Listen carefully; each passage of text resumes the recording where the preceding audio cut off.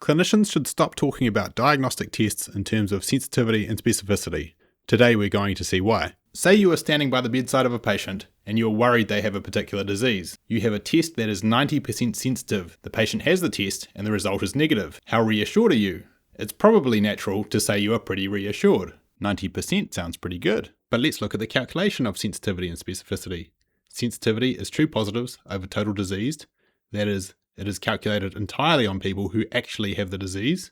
And specificity is true negatives over total negatives, only including people who truly don't have the disease. So you have no way of knowing what that test means for the patient, as you don't know for sure if they do or do not have the disease. How can you apply a term calculated entirely on disease patients to someone who might not have the disease?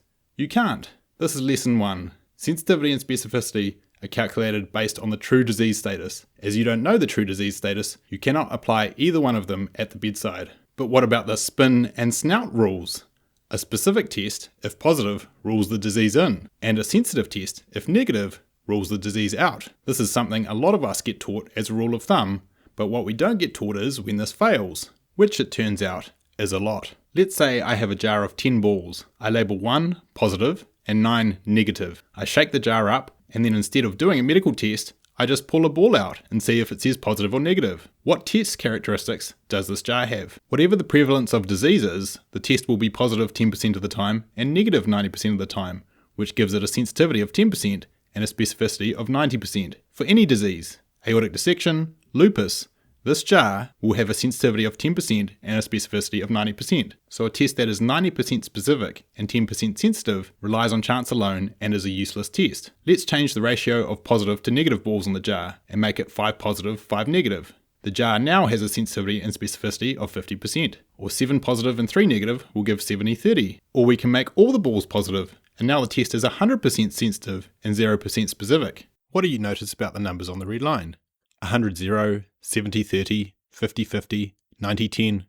All these pairs add up to 100. Because we know a perfect test has a sensitivity and a specificity that are both 100, it is intuitive to think a useless test would have a sensitivity and a specificity that are both 0. But no.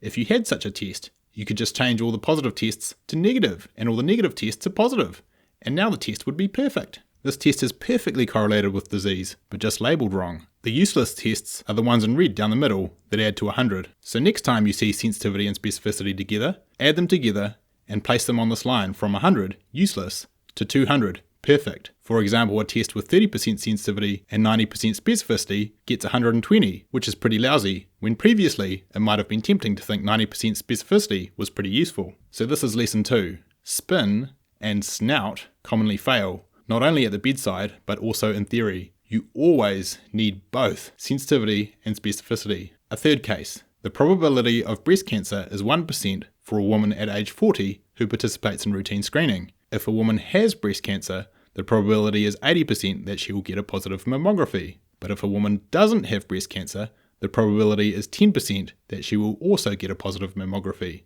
A woman in this age group had a positive mammography. What is the probability that she actually has breast cancer? What would you guess? Try to actually guess a number.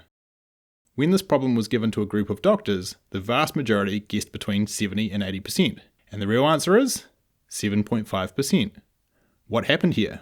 The sensitivity is 80%, and the false positive rate is 10%, so the specificity is 90%. So this passes the test that we just learned, that sensitivity and specificity both need to be decent. But there is another way that sensitivity and specificity can trick you, and it is about this number, the prevalence, or in this case, the pretest probability. Let's say we have a population of 1,000.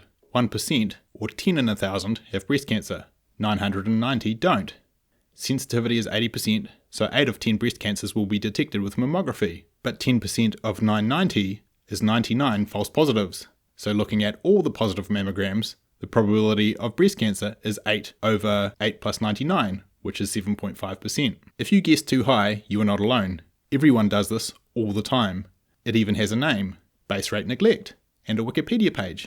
On the one hand, you have a test result, so concrete, so sciencey, and on the other hand, you have this foggy, abstract concept of a pretest probability. So you can see why it gets forgotten. But the truth is the pretest probability often has more impact on the post-test probability than the test result itself. You always need a pretest probability. You might have heard of Virchow's triad for thrombosis.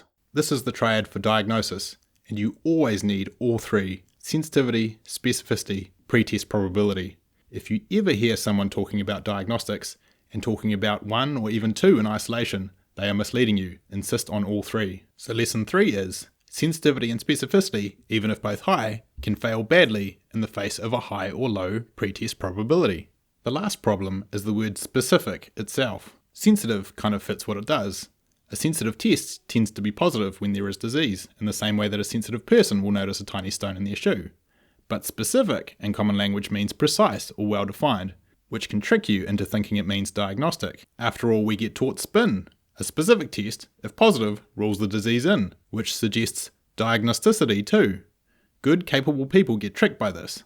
Turns out the fishhook contour is very specific, meaning it's pretty diagnostic of benign early repulse.